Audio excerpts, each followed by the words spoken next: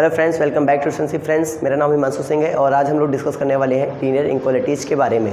ठीक है, linear inequalities actually में होती क्या है उनको समझते हैं हम लोग।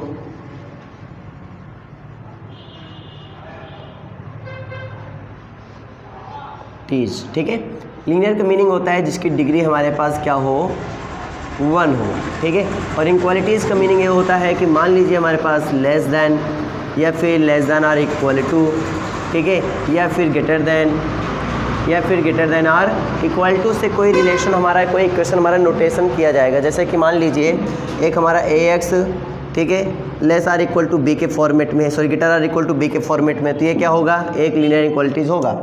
ठीक है, या मान लीजिए ax प्लस बी वाई और लेस आर इक्वल टू सी के फॉर्मेट में भी क्या होगा, मेरा लीनियर इक्वालिटीज़ होगा। यानी कि ये सभी लीनियर इक्वालिटीज़ ही हैं। ये भी एक लीनियर इक्वालिटीज़ है, ये भी एक लीनियर इक्वालिटीज़ है। ये फॉर 1 वेरिएबल, ये फॉर 2 वेरिएबल। ठीक है, फिर ए बी सी क्या है, ए बी सी मेरे पास कांस्टेंट वैल्यूज़ होती हैं, सिंपल। तो मैं इनको डिस्कस करूँगा। ठीक है, आज हम इन्हीं के बारे में सीखेंगे। इसका मीनिंग क्या होता है, पहले इन सिंबल का समझ लेते हैं। Is greater than, that means X is greater than Y का मतलब हुआ कि एक्स वाई से क्या होगा, बड़ा होगा। ठीक है, और जैसे कि मान लीजिए हमारे पास x इज़ ग्रेटर दैन 2 आया, इसका मीनिंग क्या हुआ कि जो x है मेरा वो सभी वैल्यू होंगी जो 2 से बड़ी होंगी। x में वो सभी वैल्यूज़ होंगी जो 2 से क्या होंगी, बड़ी होंगी। इनक्वालिटीज़ का मतलब धीरे धीरे समझते हैं, छोटे छोटे तरीके से। ठीक है, बेसिस से लेकर हायर तक समझेंगे हम लोग। और फिर जैसे मान लीजिए x इज़ लेस दैन 2 का मीनिंग ये होता है कि जो x मतलब x एक वेरिएबल है, इसमें कौन कौन सी वैल्यू हो सकती हैं, वो सभी रियल वैल्यूज़ हो सकती हैं जो मेरी 2 से क्या है, छोटी हैं। ठीक है, वो सभी रियल नंबर वैल्यूज़ हो सकती हैं जो मेरी 2 से क्या है, छोटी हैं, वो सभी हो सकता है। और एक छोटा बात और मुझे आपको समझाना पड़ेगा इसमें, जैसे कि इंटरवल क्या होता है वो भी हम लोग देख लेते हैं। ठीक है, इंटरवल का मीनिंग ये होता है कि आप रियल नंबर में, जैसे मेरे पास रियल नंबर्स होती हैं कहाँ से कहाँ तक, माइनस इनफिनिटी से लेकर प्लस इनफिनिटी तक, ये मेरे पास रियल नंबर्स होती हैं जिसको नंबर लाइन पर रिप्रेजेंट करते हैं हम लोग। ठीक है, और किन्हीं दो रियल नंबर के बीच में इनफिनिटी रियल नंबर्स होती हैं, वी नो दैट। ठीक है, रेशनल इरेशनल सभी होते हैं इसके अंदर, क्योंकि रियल नंबर क्या आता है, the collection of rational and irrational numbers is called real number. और इंटरवल क्या होता है कि आप इन्हीं के रियल नंबर का एक छोटा सा पार्ट आप ले लीजिए। ठीक है, एक बाउंड वैल्यू ले लेंगे हम लोग ऐसे, जैसे हमने ये ले लिया close interval a comma b। इसका मीनिंग ये होता है कि a b आपको इंक्लूड करना है इसके अंदर, और इसके बीच में जितने भी वैल्यूज़ हैं वो भी इंक्लूड कर लो, तो इसका मतलब होता है close interval a comma b होता है। ठीक है, इसको क्यों बता रहा हूँ, क्योंकि अभी आपको पूरा समझ में आ जाएगा मैं आपको इंटरवल क्यों बता रहा हूँ, प्याज का इनका मीनिंग क्यों बता रहा हूँ, इनका मीनिंग क्यों बता रहा हूँ, इस सब कुछ आपको समझ में आने वाला है। ठीक है, तो सिंपल तरीके से हम लोग इसको देखेंगे कि क्या ये कहता है कि यहाँ पे a कामा b, इसका मीनिंग क्या होता है। इसका मीनिंग ये होता है कि आप a भी ले सकते हैं, b भी ले सकते हैं, और इसके बीच में जो भी इनफिनिटी वैल्यूज हैं वो भी सब आप ले सकते हैं। इसका मीनिंग ये होता है, मतलब कोई वैल्यू है अगर इससे निकाली जाती है, इसका मीनिंग ये होता है कि वो a से, ये तो a होगी, ये तो a से बड़ी होगी, या फिर b होगी, या b से छोटी होगी, इनके बीच की कोई भी वैल्यू हो सकती है। इसका मीनिंग ये होता है। ठीक है, इसको पढ़ते क्या है, close interval a comma b, ये हम पढ़ते हैं। इसी प्रकार से हम लोग देख लेते हैं, जैसे y बिलोंग्स टू या फिर x बिलोंग्स टू। ठीक है, open interval a comma b, इसका मीनिंग क्या होता है कि a और b को छोड़कर इनके बीच में जो भी वैल्यूज़ आती हैं आप उनको लीजिए। ठीक है, a और b को छोड़ दीजिए और इनके बीच में जो भी इनफिनिटी वैल्यूज़ आती हैं उनको आप ले लीजिए, तो इसका मतलब होता है open interval a comma b। इसको ऐसे भी नोटेट कर सकते हैं। ठीक है, ये चीज़ होता है। अब इसको समझ लीजिए और इसको यहाँ से देखिए, 2 से छोटी कौन सी वैल्यू आ रही है, 2 से छोटी कौन सी रियल वैल्यूज़ आ रही हैं मेरे पास, वो आ रही माइनस इनफिनिटी से लेकर कहाँ तक, 2 से छोटा। तो ओपन इंटरवल में ऐसे नोटेट कर सकते, नहीं कर सकते, कर सकते हैं ना। तो यही मैं आपको समझाना चाह रहा था कि मतलब ऐसे इनक्वालिटीज़ को मैं इंटरवल फॉर्मेट में कैसे लिखता हूँ, उसको समझाने के लिए मैंने आपको इंटरवल यहाँ पे समझाया। तो अब बेसिक जो बातें थी वो यही थी कि इंटरवल को हम लोग कैसे इनक्वालिटीज़ में या इनक्वालिटीज़ कैसे इंटरवल में यानी कि लिखते हैं वो हमने देखा, नंबर लाइन पे कैसे रिप्रेजेंट करते हैं वो भी हम देखेंगे, और फिर 2-4-10 क्वेश्चन सॉल्व करेंगे ताकि आपके कंसेप्ट बिल्ड हो पाए। और फिर हम यहाँ पे 1-2 एग्जाम्पल देखेंगे जो कि वर्ड प्रॉब्लम से रिलेटेड होंगे, उनको भी हम लोग डिस्कस करेंगे ताकि आप कंसेप्ट बना पाएँ। ठीक है, कि हम लोग कैसे रियल लाइफ में इसको इनक्वालिटीज़ को यूज़ करते हैं वो भी हम लोग समझेंगे। और फिर ये इनक्वालिटीज़ का जो मेन काम है हम लोग, ठीक है, जैसे कि इक्वेशन हमारे को इनक्वालिटी दे दी गई है और 2 मतलब ये तो 1 वेरिएबल के लिए पहले समझाएंगे, फिर 2 वेरिएबल के लिए होता है, 3 वेरिएबल के लिए होता है, मोर देन 1 वेरिएबल मतलब कुछ भी हो सकता है, 2, 3, 4। ठीक है, उनके लिए भी आप लोग क्या कर सकते हैं, तो वैसे मोस्टली देखा जाए तो 2 वेरिएबल तक ही हम लोग सीखते हैं, 3 वेरिएबल के लिए नहीं सीखते हैं यहाँ पर। ठीक है। लेकिन हम आपको ऐसे हिंट दे रहे हैं कि अगर 3 वेरिएबल 4 वेरिएबल ऐसे बोल रहे हैं तो हो सकता है कुछ भी, ठीक है। फिलहाल के लिए जो मैं डिस्कस करूँगा इस वीडियो में वो मात्र 1 या 2 वेरिएबल के लिए डिस्कस करूँगा बस, इसके अलावा और कुछ नहीं, ठीक है।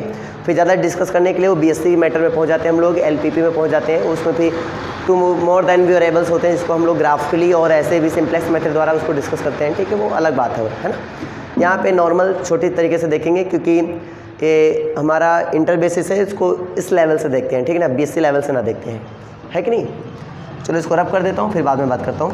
पास क्वेश्चंस आए हैं कुछ, इनको हम लोग निकालेंगे, इसका सॉल्यूशन करेंगे, सॉल्यूशन फॉर इनके लिए हम लोग सॉल्यूशन निकालेंगे अलग अलग तरीके से। पहले हम लोग इसको सॉल्व करते हैं। नॉर्मल इनक्वालिटीज़ है, देखो इनक्वालिटीज़ में सॉल्व करने में आप कुछ बातें याद रखेंगे, जैसे कि क्या क्या, जैसे हमारा कोई मान लो टर्म है, मैं इनक्वालिटीज़ में बोथ साइड सब्ट्रैक्ट कर सकता हूँ, कोई चीज़ तो वैल्यू अफेक्ट नहीं पड़ता है, ठीक है।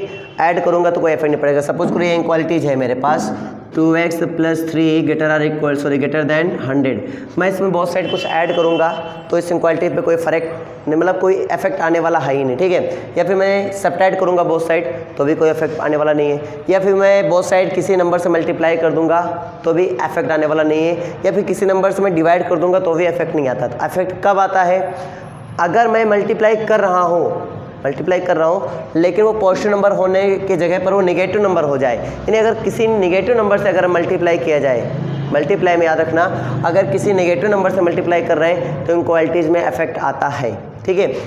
या फिर आप इस इनक्वालिटी को रिवर्स कर रहे हैं तो भी इनक्वालिटीज़ में इफेक्ट आएगा। यानी कि मान लीजिए कोई नंबर है जो 2 > 5 है, ऑफकोर्स है, अगर मैं इसमें माइनस से मल्टीप्लाई करूंगा तो इनक्वालिटी में क्यों इफेक्ट आएगा मैं आपको दिखाता हूँ। मान लीजिए माइनस से मल्टीप्लाई करते हैं, ठीक है। वेरिएबल में समझना थोड़ा मुश्किल होगा लेकिन नंबर में समझना आसान होगा इस बात को, ठीक है। मान लीजिए हम माइनस से मल्टीप्लाई करते हैं तो क्या होता है कि -2 > -5 है क्या, नहीं है। अब क्या है ये -2 > -5 है। तो आपने देखा इनक्वालिटी चेंज हुआ, जैसे मैंने माइनस से मल्टीप्लाई किया इनक्वालिटी क्या हो गया, चेंज हो गया। क्योंकि माइनस मल्टीप्लाई में आप ये देखते हैं कि माइनस की वैल्यू अभी जितनी बड़ी थी, पॉजिटिव जितना बड़ा था माइनस लगती वो उतना क्या हो जाता है, छोटी वैल्यू हो जाती है, ठीक है। ये मैंने इस बात से समझा। तो इसका मीनिंग ये होता है कि माइनस से जब हम बोथ साइड मल्टीप्लाई करेंगे तो यहाँ पे क्या होगा, इनक्वालिटी हमेशा चेंज होती है। और कब इनक्वालिटी चेंज होती है, जब आप नंबर को रिवर्स करते हैं, ठीक है। जब हम नंबर को क्या करते हैं, रिवर्स करते हैं। मान लीजिए हमारा 2 = 5 है, था भी, और आप इसको क्या कर देते हैं, रिवर्स कर देते हैं। रिवर्स करने का मतलब ये है कि 1/2 और इधर 1/5। अब बताओ दोनों में, अब ये छोटा था लेकिन अब इन दोनों में छोटा कौन है, अब इन दोनों में छोटा कौन है, ये है। तो देखो इनक्वालिटी रिवर्स हुआ कि नहीं हुआ, हो गया। तो इनक्वालिटी कब कब रिवर्स होता है, यानी कब इनक्वालिटी चेंज हो जाता है, जब मैं माइनस नंबर से किसी माइनस नंबर से नेगेटिव नंबर से हम लोग क्या करते हैं, बहुत से मल्टीप्लाई करते हैं, तब हमारी इनक्वालिटी चेंज होती है। या फिर इन्वर्स कर देते हैं, यानी कि पलट देते हैं वैल्यू को, तब हमारी इनक्वालिटी क्या होती है, चेंज होती है। तो 2 तरीके से मेरी इनक्वालिटी यहाँ पे चेंज होती है, राइट। तो इस बात को समझ लिया हम लोगों ने, ठीक है। अब हम लोग क्या करेंगे, इस क्वेश्चन को सॉल्व करेंगे। क्वेश्चन में कुछ खास दम नहीं है, हम लोग क्या करें, बहुत साइड 3 सब्ट्रैक्ट कर देते हैं। तो 2x + 3 - 3 > 100 -3, ठीक है। तो यहाँ से क्या आएगा, 3 मेरा कैंसिल हो जाएगा, तो यहाँ से आ जाएगा 2x > 100 में 3 से गया यानी कि 97 आ गया। तो यहाँ से आ जाएगा मेरा x > 97/2, ये बात आ गया। इसको और सोल्व कर लो, x > यहाँ पे हो जाएगा 2 4 = 8 एंड 2 8 = 16 और 1/2, ये बचेगा नहीं बचेगा, ठीक है। यहाँ तक हम लोगों को क्लियर हो गया। अब हम लोग यहाँ पर देखेंगे इंटीजर के अकॉर्डिंग, पहला हम लोग देखेंगे इंटीजर के अकॉर्डिंग। तो x इज़ अ इंटीजर, तो इसके अकॉर्डिंग देखते हैं। तो पहला सोल्यूशन मेरा क्या हो जाएगा, इंटीजर के अकॉर्डिंग। जब मेरा x क्या होता है, एक इंटीजर होता है, देन तो सोल्यूशन हमारा इसका क्या हो जाता है, इससे सभी बड़ी वैल्यू, रियल नंबर के लिए भी चाहो तो ले लो, एक क्वेश्चन और ले लो 4th नंबर, किसके लिए, रियल नंबर के लिए, कि x belongs to r। 48 whole 1/2, मतलब इसको अगर करेंगे तो ये भी इक्विवेलेंट होता है किसके, 48.5 के। यहाँ तक समझ में आ गई, नहीं आ गई, कोई दिक्कत तो है नहीं यहाँ तक। अब मैं क्या देख रहा हूँ कि इससे बड़ी वैल्यू, यानी कि आपका क्या होना चाहिए, इंटीजर होना चाहिए। और इससे बड़ा इंटीजर कौन कौन होता है, 49 होता है, ठीक है। और इससे बड़ा हमारा कौन होता है, 49, 50, 51, 52, 53 एंड सो ऑन। सभी नंबर क्या ऐसे बड़े हैं, राइट। तो ये हो गया। अच्छा, सेकंड नंबर का जो आंसर है वो नेचुरल नंबर है, तो ये भी तो एक नेचुरल नंबर है, तो यही सेम आंसर होगा इसमें भी, सेकंड वाले में भी सेम आंसर होगा मेरा 49, 50, 51, 52 एंड सो ऑन। इसमें कोई इफेक्ट नहीं आएगा। थर्ड वाले में देखेंगे हम लोग रेशनल नंबर आता है, तो देखा जाए रेशनल नंबर में तो ये भी तो आ जाता है हमारा रेशनल नंबर में, तो हम लोग यहाँ से नंबर स्टार्ट करेंगे, ठीक है। रेशनल नंबर में आता है। अच्छा, इस बात को थोड़ा समझ लेना है, यहाँ पे रेशनल नंबर लिखेंगे, लेकिन आप क्या करेंगे, क्योंकि जब रेशनल नंबर की बातें आ गई, ठीक है, तो आप इस बात को समझ पा रहे होंगे कि रेशनल नंबर क्या होता है, कि आप इसको रेशनल फॉर्म में यहाँ पे यानी सेट फॉर्म में राइट नहीं कर पाएंगे आप, क्योंकि जैसे सेट फॉर्म में राइट करने की कोशिश करेंगे ना, तो उस फैक्ट नहीं बन पाएगा राइट करने का, ठीक है। जैसे इसमें फैक्ट बन गया था, तो सेट फॉर्म में हम लिख सकते हैं एक रियल नंबर को, एक रेशनल नंबर को, एक इरेशनल नंबर को हम क्या कर सकते हैं, इस फॉर्म में यानी सेट फॉर्म में लिख नहीं सकते हैं, ठीक है। रेशनल नंबर आ गया ना, तो आप क्या कर देंगे, आईटी बता देंगे इससे बड़ी वैल्यू जो भी रेशनल नंबर होंगी, यानी कि x बिलोंग्स टू क्यों, और वो सभी क्यों, वो सभी x जो कि क्या होंगे, क्योंकि 48.5 से क्या होंगे, बड़े होंगे, हम ऐसा बता सकते हैं ना। इसको हम इंटरवल फॉर्म में लिख सकते हैं, क्योंकि इंटरवल फॉर्म में लिखेंगे तो बहुत सारी इरेशनल नंबर्स हैं जो आ जाएंगे इनके बीच में, मुझे रेशनल राइट करना है, ठीक है, वो भी नहीं लिख सकते हम लोग। तो ना इसको इंटरवल फॉर्म में लिखा जा सकता है, और ना तो इसको हम सेट फॉर्म में लिख सकते हैं। इसको केवल और केवल हम लोग ऐसे लिख सकते हैं बस, इसके अलावा कोई दूसरा मेथड हमारे पास नहीं है, ठीक है। अब हम लोग क्या देखते हैं, अगर मान लीजिए हमारे पास रियल नंबर आता है, तब कैसे लिखेंगे। इसी क्वेश्चन में रियल नंबर आ जाता है, तो रियल नंबर के लिए हम लोग क्या करेंगे, इसको समझ लेते हैं। रियल नंबर में हमारे पास इंटरवल फॉर्म में लिख सकते हैं इसको, क्योंकि इंटरवल क्या एक प्रकार का रियल नंबर ही होता है, वो रियल सबसेट ही तो है। इंटरवल क्या है, रियल नंबर का सबसेट होता है, तो वो एक प्रकार का रियल नंबर ही कहा जाता है, ठीक है। तो मैं इसको सेट के नोटेशन में तो नहीं लिख सकता हूँ, सेट के नोटेशन में तो नहीं रिप्रेजेंट कर पाऊँगा, लेकिन मैं इसको किसके फॉर्म में रिप्रेजेंट कर सकता हूँ, मैं इसको इंटरवल फॉर्म में रिप्रेजेंट कर सकता हूँ। तो आप क्या समझे, आप रेशनल इरेशनल यानी चाहे रेशनल हो चाहे इरेशनल हो, ना तो इसको इंटरवल फॉर्म में रिप्रेजेंट कर सकते हैं, या इंटरवल फॉर्म में रिप्रेजेंट कर रहे हैं, तो आपको क्या करना पड़ेगा, इरेशनल को भी डिफाइन करना पड़ेगा, रेशनल भी, और माइनस लगाना पड़ेगा, तो वो हमारे लिए बर्डन हो जाएगा। और सेट फॉर्म में तो बिल्कुल ही रिप्रेजेंट नहीं कर पाएंगे, है ना। सेट फॉर्म में कहाँ रिप्रेजेंट कर सकते हैं, कौन सा नंबर डेफिनेट तरीके से होता है जो आप इसमें रिप्रेजेंट कर सकते हैं, राइट। अब रियल नंबर है जो ना, उसको मैं क्या करूँगा, सेट फॉर्म में तो रिप्रेजेंट नहीं कर सकता हूँ, लेकिन मैं इसको इंटरवल फॉर्मेट में रिप्रेजेंट कर सकता हूँ, ठीक है ना। क्यों, क्योंकि इसमें डेफिनेट नंबर्स नहीं होते हैं, है ना। इनडेफिनेट तरीके से नंबर बीच में इनफाइनाइट नंबर्स होते हैं, मुझे नहीं पता होता है, इनफाइनाइट से भी है, लेकिन ये डेफिनेट नंबर है कि 49 आएगा या फिर 50 आएगा, 51 आएगा, 52 आएगा, 53 आएगा, सीक्वेंस चल रहा है। लेकिन आपको नहीं पता ना कि 59 और 50 के बीच में कितने रियल नंबर्स होंगे, वो सब क्या सेट के अंदर लिख सकते हो, यहाँ पर नहीं लिख सकते हो, इसलिए मैं सेट के फॉर्म में उसको नोटेट नहीं कर पाऊंगा। अगर सेट के फॉर्म में नोटेट हो रहा है तो एज ए इंटरवल, ठीक है, ऐसे नहीं, एज ए इंटरवल। तो एज ए इंटरवल मैं रियल नंबर को लिख सकता हूँ, वो कैसे लिखूंगा समझा रहा हूँ मैं तुम्हें। ये बोल रहा है 48.5 से बड़ा, तो 48.5 से बड़ा होना चाहिए। आप कहाँ, ओके, तो मैं इसको क्या लिख सकता हूँ, 48.5 और प्लस इनफाइनाइट तक ये वैल्यू जाएंगे, तो प्लस इनफाइनाइट तक। इसको अगर नंबर लाइन पर रिप्रेजेंट करना होगा तो आराम से मैं इसे रिप्रेजेंट कर सकता हूँ कि यहाँ पे मेरा मान लिया 48.5 है, इधर कुछ भी रहा हो माइनस इनफाइनाइट तक, ठीक है। और इधर ये कहाँ तक फैला हुआ है, प्लस इनफाइनाइट तक, इधर रहा होगा 49 रहा होगा, इधर रहा होगा 50 एंड सो ऑन, ठीक है। तो इस पर सर्किल लगाओ, क्यों, क्योंकि ये तो भाई पूरी तरीके से इंक्लूड है नहीं, तो यहाँ से लगभग मान लो ये वैल्यू स्टार्ट है, तो मैं इसको पोर्शन क्या कर दूंगा, कलर कर दूंगा, बस समझे नहीं समझे। तो ये पोर्शन मेरा क्या हो जाएगा, आंसर हो जाएगा। कोई डाउट हो तो बताओ यहाँ तक। आई थिंक आपको इनक्वालिटीज़ में जो बेसिक वर्क है वो समझ में आ गया होगा कि इनक्वालिटीज़ का सही मीनिंग क्या हो रहा है, यहाँ पे हम लोग कैसे ग्रेटर दैन, कैसे लेस दैन, कैसे इक्वल, ये मीनिंग समझ में आ रही होंगी, ठीक है।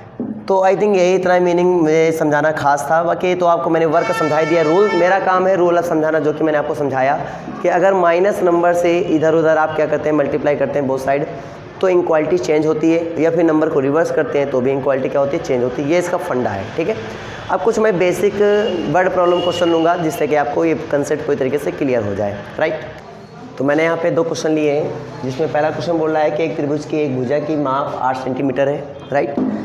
एक त्रिभुज की एक भुजा की माप 8 सेंटीमीटर है, शेष दोनों भुजाओं में एक भुजा 2 सेंटीमीटर अधिक है।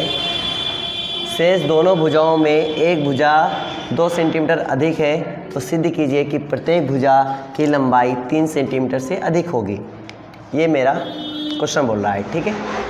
और क्या बोल रहा है, दूसरा क्वेश्चन क्या बोल रहा है कि 10 से कम क्रमागत विषम संख्याओं के ऐसे युग्म ज्ञात कीजिए जिनके योगफल 11 से अधिक हो। तो ये मेरे 2 क्वेश्चन है। अब मुझे इनको कैसे सॉल्व करना है इनको समझ लीजिए, ठीक है। बहुत सिंपल क्वेश्चन है, लेकिन इनको सॉल्व करने का फंडा अगर नहीं आता है तो आप सॉल्व नहीं कर पाएंगे। ऐसे क्वेश्चन नहीं है ना, अच्छे क्वेश्चन है। तो मैं क्या करूँगा, देखना, एक त्रिभुज की एक भुजा की माप 8 सेंटीमीटर है। यानी त्रिभुज में हमारे पास 3 भुजाएं होती हैं और एक भुजा की माप आपको पता है 8 सेंटीमीटर। एक भुजा कितनी है मेरे पास, वो है 8 सेंटीमीटर, ठीक है। ये हो गया, एक भुजा 8 सेंटीमीटर है आपका और शेष दोनों भुजाओं में एक भुजा 2 सेंटीमीटर अधिक है। तो मतलब एक भुजा x होगी, दूसरी भुजा x+2 हो जाएगी ना। तो दूसरी भुजा मेरे पास कितनी है, दूसरी भुजा मेरे पास है x सेंटीमीटर। तो तीसरी भुजा कितनी हो जाएगी मेरे पास, तीसरी भुजा मेरे पास हो जाएगी x+2 सेंटीमीटर, राइट। ये तक समझ में आ गई, नहीं आ गई। अब आप ये जानते हैं कि त्रिभुज में अगर किन्हीं 2 भुजाओं को जोड़ा जाए वो तीसरी भुजा से क्या होता है, बड़ा होता है, ठीक है। तो त्रिभुज के मतलब परिमेय अनुसार, ठीक है।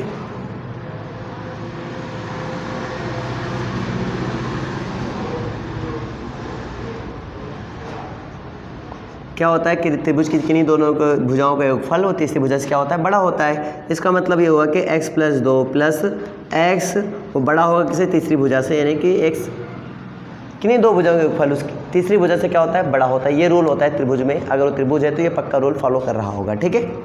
तो यहाँ से क्या हो जाएगा, ये हो जाएगा 2x + 2 > 8, ठीक है। तो यहाँ से क्या हो जाएगा, 2x > 8 - 2, ये हो जाएगा 2x > 6,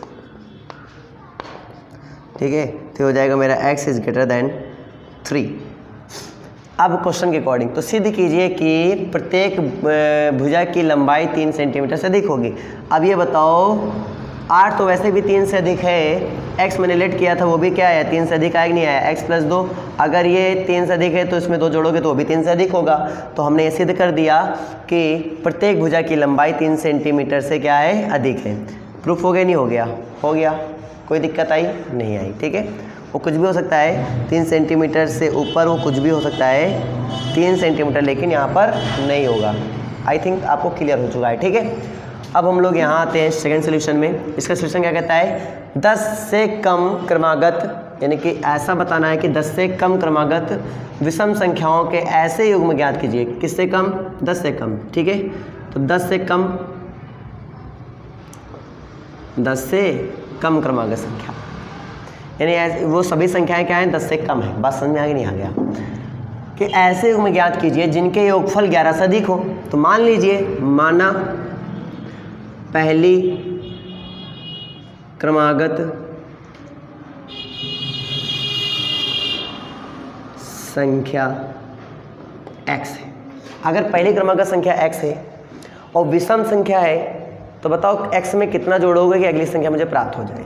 विषम है तो कितना जोड़ना पड़ेगा, 2 जोड़ना पड़ेगा, ठीक है। तो दूसरी क्रमागत, भाई ये विषम संख्या आपने मानी है जो कि क्या है, 10 से कम है, ठीक है।